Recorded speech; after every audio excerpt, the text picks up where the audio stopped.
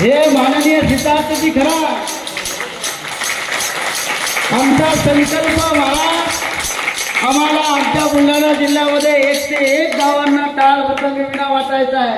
हा संकल्प जेव्हा त्यांच्या कानावर गेला त्यावेळेस त्यांनी सांगितलं, शिंगणे महाराज काळजी करू नका, तुमचा 1 से 1 चा संकल्प अंगावर घेतो आणि 51 गावामध्ये टाळ तुमचं काय जे असेल मृदंग